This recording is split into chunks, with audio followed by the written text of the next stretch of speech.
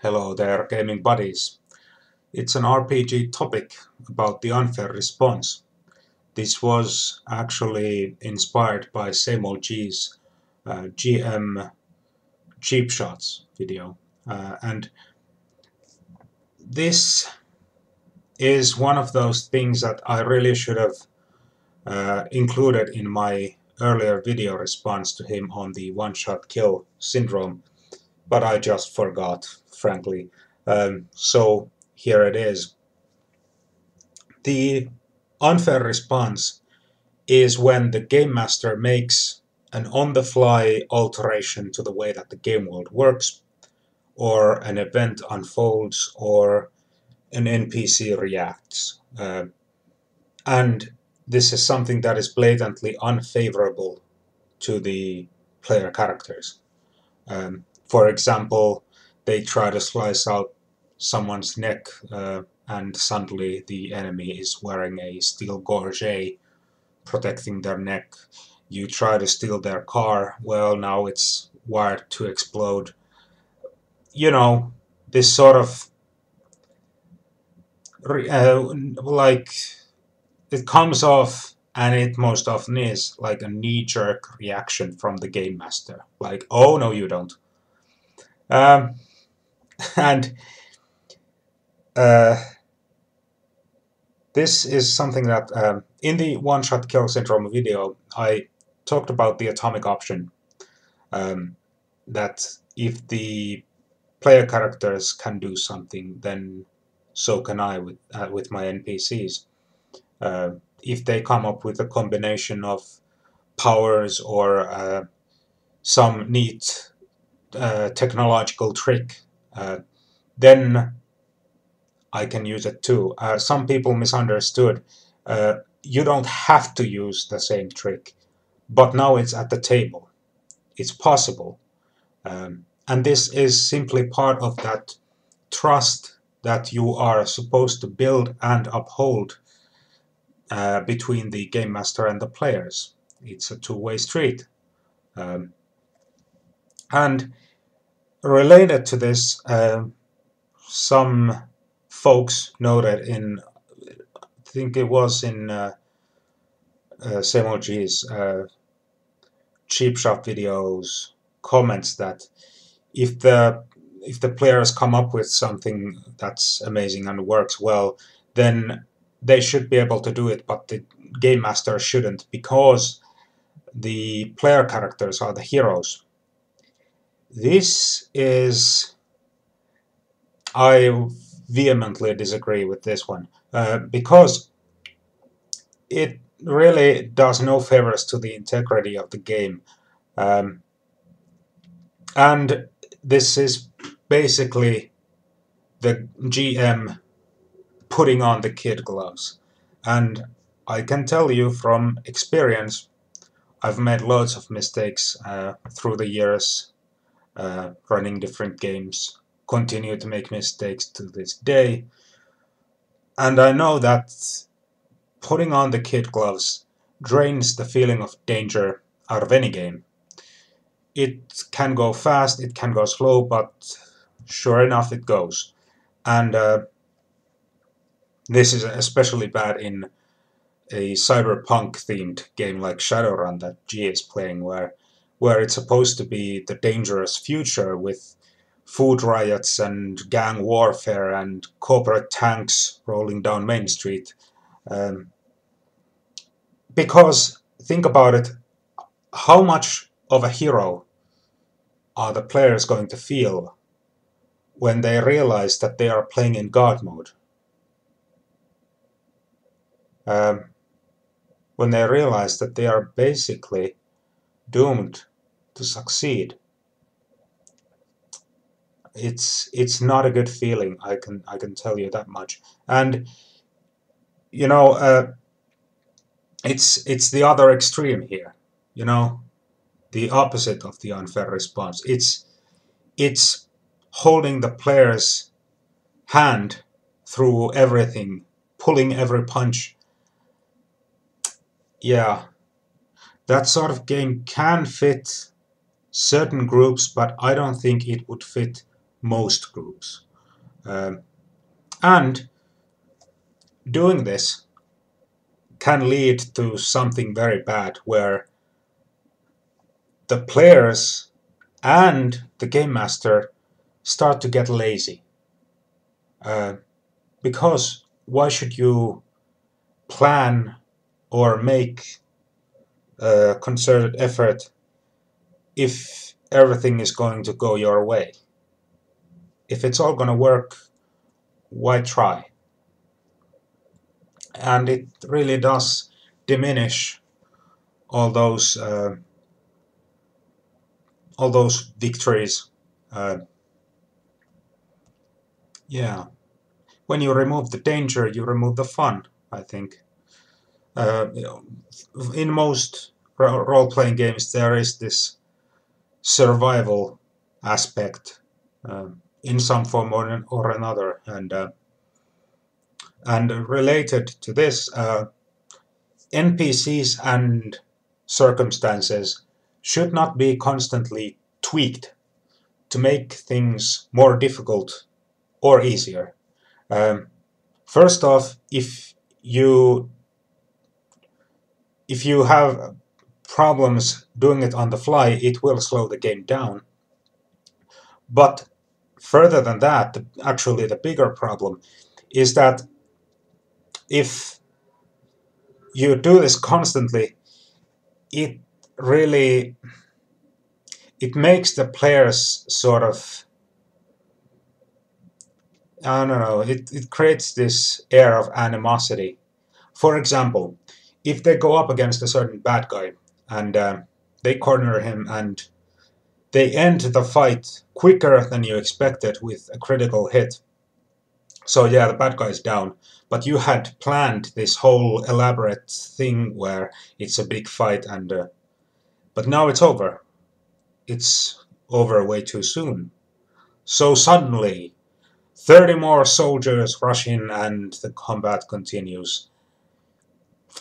Yeah, it's pretty lame. And it's that knee-jerk reaction that you really have to fight against, where it's like, don't. Unless there's a really good reason for it that makes sense.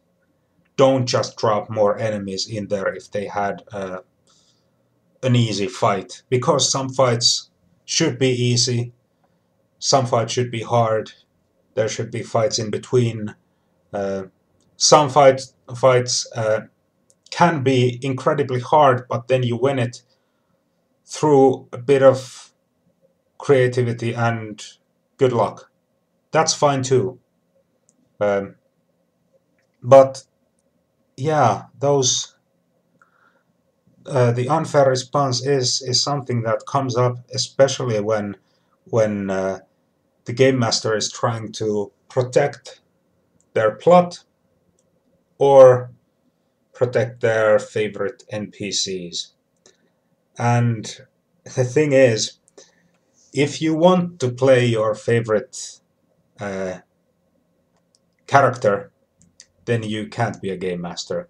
You have to be a player.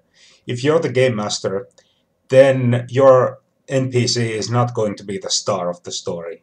Sorry, it's not. It should not be that way, at least. Uh, you can have your favorite NPCs, of course. They can have all sorts of interactions with the player characters. They can have great uh, characteristics, and they can be witty and charming, or just funny, or rampaging lunatics, whatever. But you can't get too attached to any of your NPCs. Not one. Um, because they're not the star. Some of them are just like roadblocks that prohibit the characters from going a certain way until they figure out a way to get around them. Or some of them are just like a speed bump basically. This is where the villain is hiding behind an army of grunts. And in a situation, it makes sense that you would have all this help. Well, you're gonna have to wade through those grunts, possibly one-shotting them um, one by one, but uh, you will get to that NPC if you fight long enough and hard enough. Or if, again, you figure out something else, you might be able to get the NPC some other way without going at the grunts at all. But the thing is, the unfair response is when the NPC is omniscient. And this can happen quite often where, okay, so the players come up with this plan, but suddenly the NPC thwarts the plan. He figured it out. Or yeah, he just happened to be prepared for it. Or whatever. And if it doesn't make sense, it doesn't seem plausible, then don't do it. And the thing is, even if your NPC is a super genius, they are probably flawed. No human being is perfect. Well, if playing Shadowrun, well, there might be an elf in there somewhere. A troll. No troll is perfect. Might be a super genius, but guess what? He's arrogant.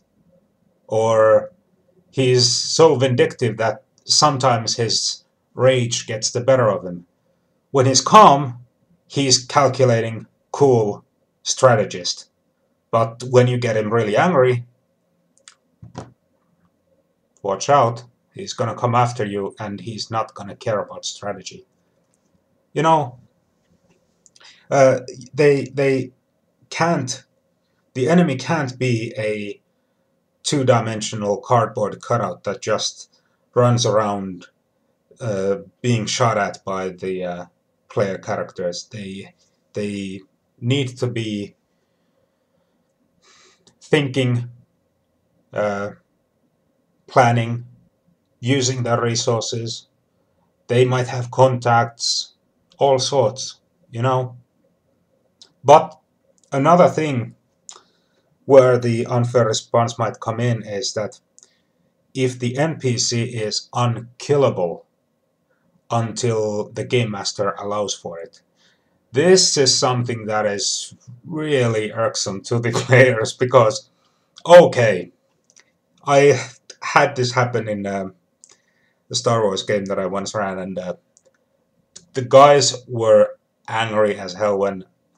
So they made pretty much an orbital strike against this Imperial facility, and they hucked an asteroid at it, like there it goes, and then they figure out a couple of sessions later that, oh, the NPC that they were going after wasn't in that facility after all.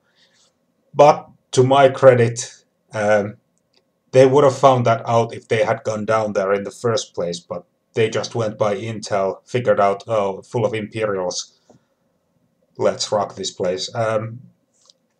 But yeah, your NPC can't be unkillable, because if they make like a critical hit at your NPC, they might survive. They might have in a cyberpunk game all sorts of implants again. But don't just, you know, again, make it unfair where you improvise and go, oh, headshot, you say.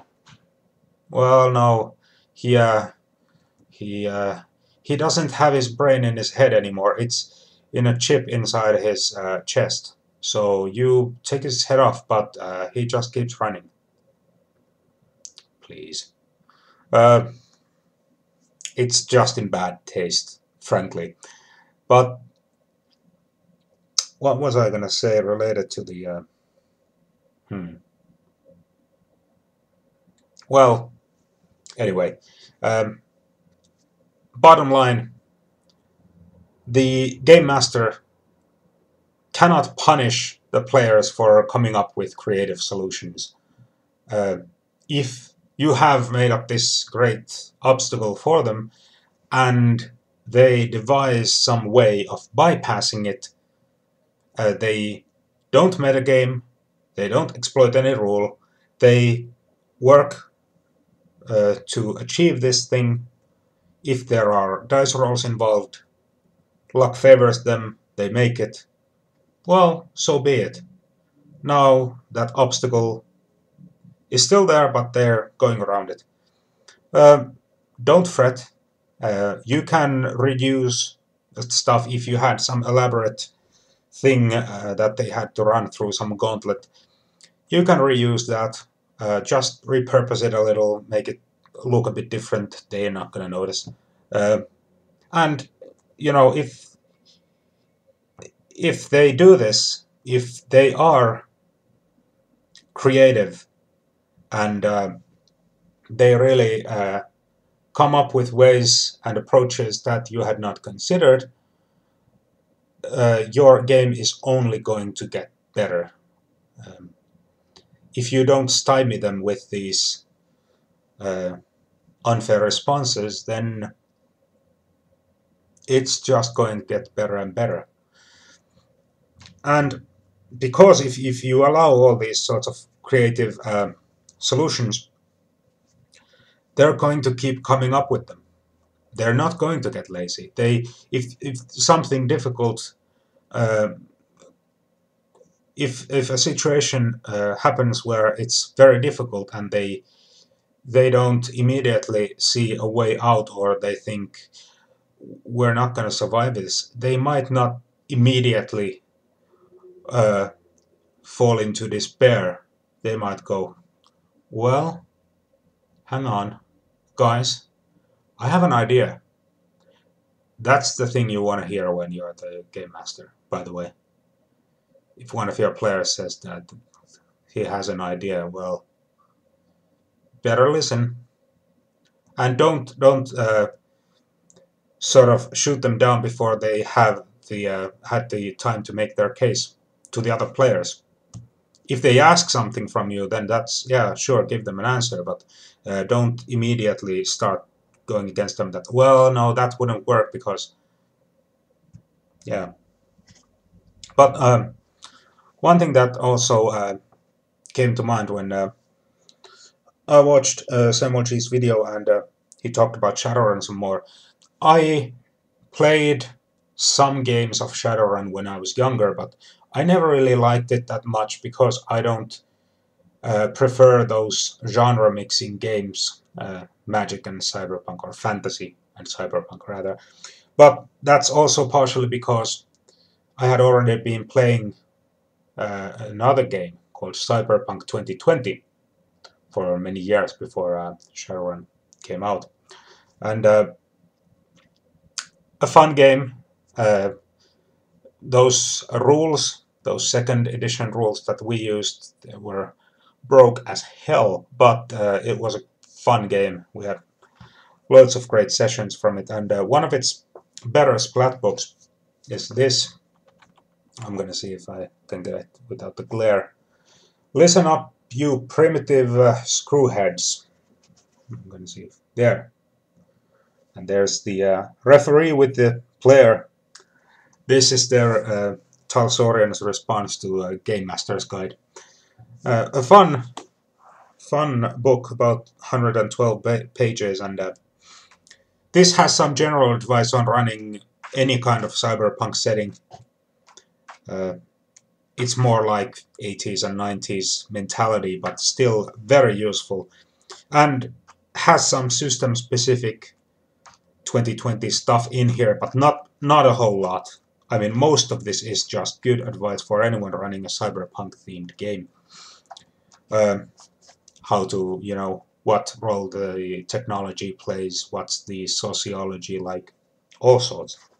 And at the back here, Down and Dirty with Mike Pondsmith, the guy who wrote the game, and loads of dirty tricks here. As soon as I started using these as a young man in my games, my the change in my players was immediate. They perked up, and this is just solid advice. Like, for example, here it says, make the enemy smart, real smart. Turn the players back on themselves. Uh, let them have all the power in the world until they choke on it. Make them responsible for their actions. Yeah.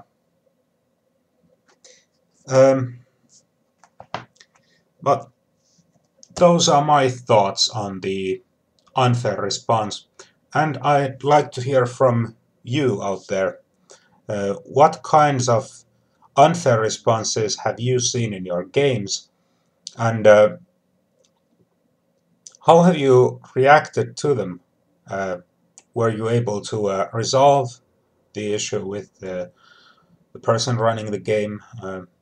And just what are your general thoughts on how to, you know, so for someone who's new to the hobby, maybe running their first games, uh, what else could you say to ease them into the game mastering position?